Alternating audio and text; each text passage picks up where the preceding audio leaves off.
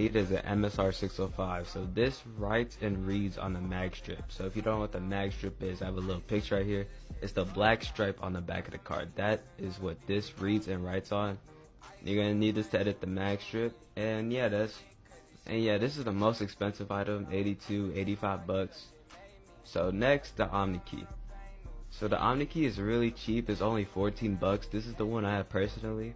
I recommend you get this one because it just works fine. But if you can buy this one, get this one. If you can't, if it's like off sale or something, you can still get another one, but I recommend you get this one.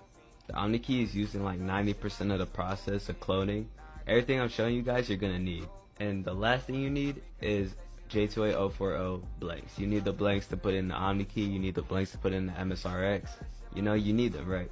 So you see these come in 1, 3, 5 pack. You can reuse blanks. So if you're really trying to get started with the least amount of money spent as possible, you can just get a 1 pack. But if you have the money, I recommend you get like a 3 or 5 pack just to have extra ones lying around. It helps out a little bit.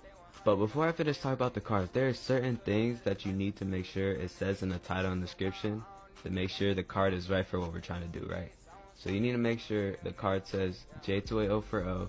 You need to make sure it says 2-track. You need to make sure it says HiCo, and you need to make sure it says unfused, which it says it down here, right? You need to make sure it says all of that or it won't work for what we're doing. A lot of people buy the wrong cards and they're going to have to wait even longer just because they bought the wrong cards and they got to order the right ones after, so you're just losing money. But yeah, these were the 3 things you need for the hardware. Now I'm going to go into the software you need.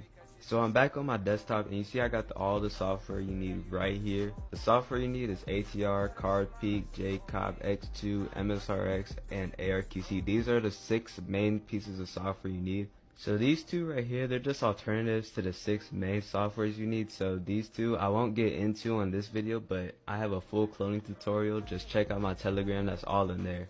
I'm not going to go into each and every software because the video will just get way too long.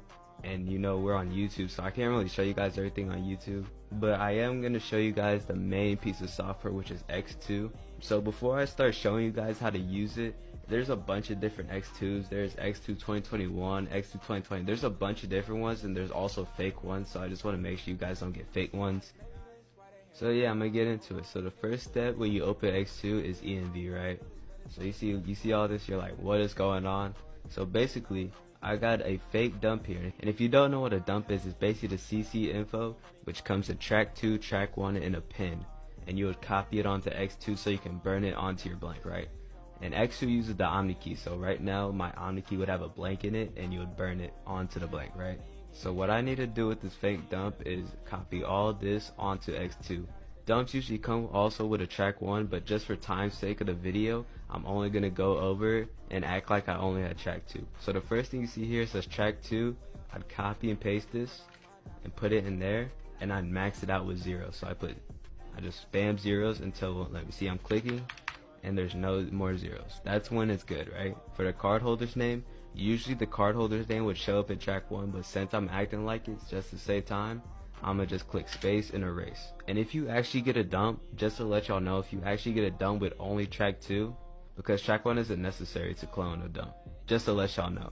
Next is application label. So this is where bin checking comes in. So if you don't know what your bin is, it's actually the first 6 numbers, which is also your IST number. So now I'm on a bin checker website. I'd copy the first 6 digits of my track and I put it in here and click check, right?